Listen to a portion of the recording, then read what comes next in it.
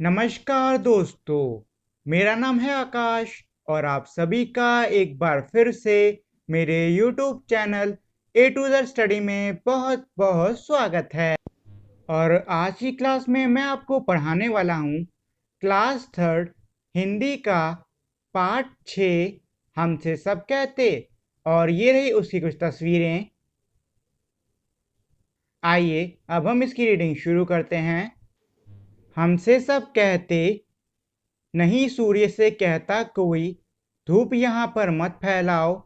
कोई नहीं चांद से कहता, उठा चांदनी लेके जाओ।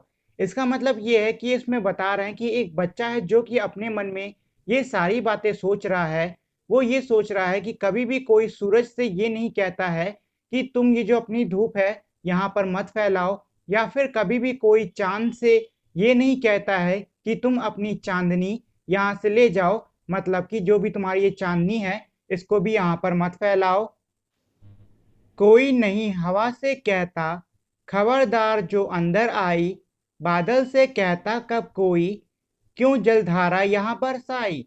इसका मतलब ये है कि वो बच्चा और सोच रहा है कि कभी भी कोई भी हवा से नहीं कहता है कि तुम यहाँ पर ना बहो, मतलब यहाँ पे ना चलो। और कभी भी कोई भी बादल से ये नहीं कहता है कि यहाँ पे आके तुम बारिश भी मत करो। फिर क्यों हमसे भैया कहते, यहाँ न आओ, भागो जाओ।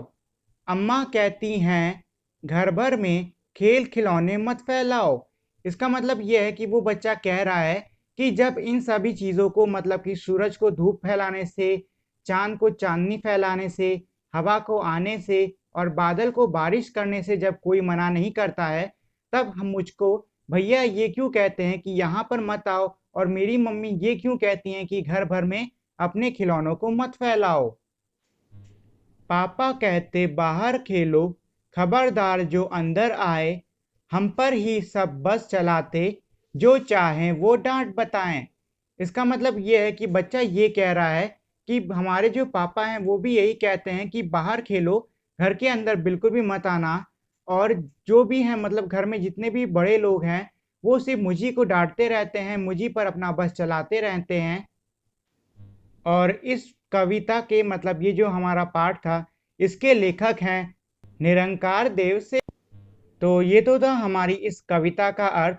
आइए अब इस कविता में कुछ प्रश्न भी हैं, हम उनको भी कर लेते हैं। पहला प्रश्न है, नया शीर्षक। अगर तुम्हें इस कविता का नाम बदलने को कहें तो तुम इसे क्या नाम दोगे। मतलब यह है कि अगर इस कविता का नाम बदला जाएगा तो आपको अब बताना है कि आप इस कविता को क्या नाम दोगे। तो मैंने तो इसे नाम दिया है बच्चों की परेशानी। आप इसको चाहो तो कुछ और भी लिख सकते हो। करो मत करो। पाठशाला में और घर में तुम्हें क्या क्या करने के लिए कहा जाता है और क्या क्या करने के लिए मना किया जाता है, नीचे वाली तालिका में लिखो। मतलब यह है कि नीचे जो एक सूची दी हुई है उसमें आपको लिखना होगा एक तरफ कि आपको क्या क्या करने के लिए कहा जाता है, मतलब घर और पाठशाला में, और क्या क्या करने के लिए मना किया जाता है। जैसे कि आप करो में लिख सकते हो पढ़ने के लिए, मतलब कि आपको कहा जाता है कि आप पढ़ो। और मत करो में मतलब शोर मचाना, मतलब कि आपको घर और पाठशाला दोनों में ही शोर मचाने को मना किया जाता होगा। और इसके बाद जो बचे हुए दो हैं वो आपको खुद से सोच के लिखने हैं इसमें। अगला प्रश्न है, जरा सोचो। सूरज चांद की रोशनी को भगा देता है, तो इसका उत्तर होगा क्योंकि सूरज के आते ही दिन शुरू हो जाता है और रात खत्म। इसी में अगला प्रश्न है, बादल सूरज की रोशनी को भगा देता है, तो इसका उत्तर होगा क्योंकि बादल आसमान में छा जाता है, जिसकी वजह से हमें सूरज नहीं दिख पाता है। इसी में अगला प्रश्न है, हवा बादल को भगा देती है, बताओ कौन किससे ज्यादा ताकतवर है। तो देखिए ये जो प्रश्न है ये आपको खुद से सोच कर लिखना होगा। आपको ये चीज सोचनी होगी कि हवा, सूरज और बादल, इन तीनों में से सबसे ज्यादा ताकतवर कौन है। अगला प्रश्न है, तुम्हारी बात। अम्मा पापा भैया दीदी सभी बड़ों का बच्चों पे बस चलता है, तुम्हारा किस पर बस चलता है। तो इसका मतलब ये है कि इसमें आपको ये लिखना है कि जिस तरीके से मम्मी पापा और भैया और दीदी का आप पर बस चलता है या फिर उनसे छोटे बच्चों पे बस चलता है, तो आपको अब इसमें लिखना होगा कि आप किस किस पर बस चला सकते हो। तुम्हारे घर में तुम्हें कौन कौन टोकता रहता है। इसका मतलब ये है कि अब आपको इसमें ये लिखना होगा कि आपका जो घर है उसमें आपको हर काम पे कौन कौन टोकता है, कि मतलब ये ना करो, ये करो। किन किन बातों पर तुम्हें अक्सर टोका जाता है और आपको किस किस बात पे टोका जाता है। जैसे कि मान लो आप घर में अगर कुछ खेल रहे हो तो घर वाले टोक रहे हैं, तो आपको लिखना होगा कि आप इस चीज को करते हो तो आपको टोका जाता है। अगला प्रश्न है, कौन सी चीज कहाँ। शालू को बहुत सी चीजों का नाम आते हैं। उसने नामों को लिख लिख कर पट्टी भर ली। वो नाम मैंने नीचे लिख दिए हैं। शालू की सूची, तो इसमें जो नाम है वो है शक्कर, कबड्डी, पपीता, मार कुटाई, लोमड़ी, गुलाब, जामुन, शेर, ककड़ी, शतरंज, बल्ला, मगर, लड्डू, गाय, बेर, पेड़ा, बकरी, गिल्ली, कबूतर, पतंग, मसाला, लट्टू, तोता, शहतूत और चटनी। अब सालू यह सोच रही है कि किस नाम को किस खाने में लिखना है। क्या तुम उसकी मदद कर सकती हो। इसका मतलब यह है कि आपको जो भी ऊपर नाम दिए हुए हैं उनको नीचे की लिस्ट में देना होगा। तो एक तरफ आप देख सकते हो सबसे ऊपर लिखा है अक्षर। तो देखिए अक्षर में जितने भी हमारे अक्षर लिखे हैं, जैसे कि पहले में हमारा लिखा था बा, तो आपको उसके सामने की जो हमारे 3 और खाने दिए हुए हैं उसमें बा से शुरू होने वाले जितने भी शब्द हैं उन सबको लिखना है। चलिए पहले हम ऊपर वाली पट्टी में गिन लेते हैं कि हमारे बा से शुरू होने वाले कितने शब्द हैं। तो हमारे बा से शुरू होने वाले 1, 2, 3। तो हमारे बा से शुरू होने वाले 3 शब्द हैं यहाँ पर। वो हैं हमारे बल्ला, बेर और बकरी। तो अब आपको नीचे आइए लिस्ट पर। तो लिस्ट में सबसे ऊपर लिखा है जानवर या पक्षी। तो आपको जानवर या पक्षी में बकरी लिख देना है। फिर खाने पीने का सामान, उसमें आपको बेर जो कि हम लोग खाते हैं उसको लिख देना है। फिर है खेल का सामान, मतलब खेल का नाम या फिर सामान, तो उसमें हमारा बल्ला आएगा। इसी तरीके से हमारा दूसरा अक्षर है माँ। अब आपको ऊपर जाके देख लेना कि हमारे माँ के कौन कौन से शब्द हैं। तो माँ के हमारे 1, 2, 3 शब्द हैं जो कि हैं हमारे मगर, मसाला और मार कुटाई। तो आपको अब नीचे आना है और जानवर या पक्षी में आप मगर लिख दोगे क्योंकि मगर का मतलब होता है मगरमच्छ।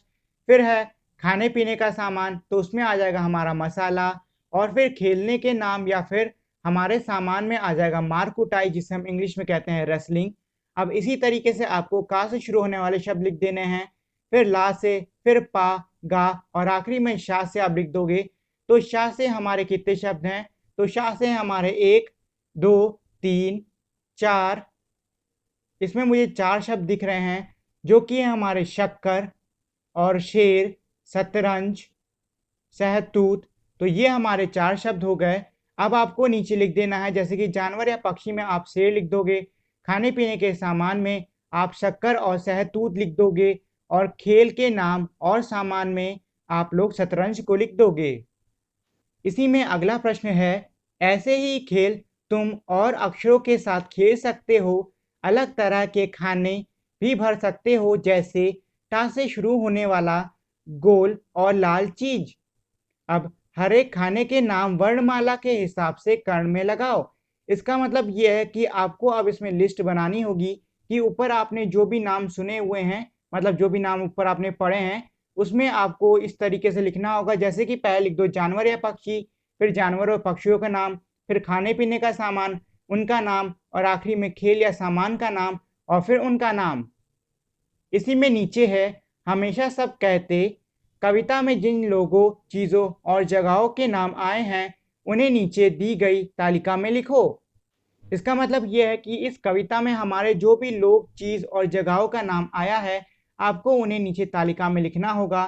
तो इसके लिए आपको मतलब जो हमारी कविता है उसे एक बार फिर से पढ़ना होगा और उसमें आपको बताना होगा कि किस चीज़ों का नाम आया है। जैसे कि लोगों के नाम में हम कह सकते हैं कि माता पिता के बारे में बोला गया है। चीज़ों के लिए हम कह सकते हैं खिलौनों के बारे में बोला गया है। और जगह के लिए हम कह सकते हैं अंदर बाहर के बारे में बोला गया है। बाकी तो ये बस 3 ऐसे ही मैंने बता दिए हैं और आपको बाकी हैं काफ़ी सारे, वो सब आपको खुद से ही करने होंगे। इसमें अब अगली हमारी एक छोटी सी कहानी दी हुई है।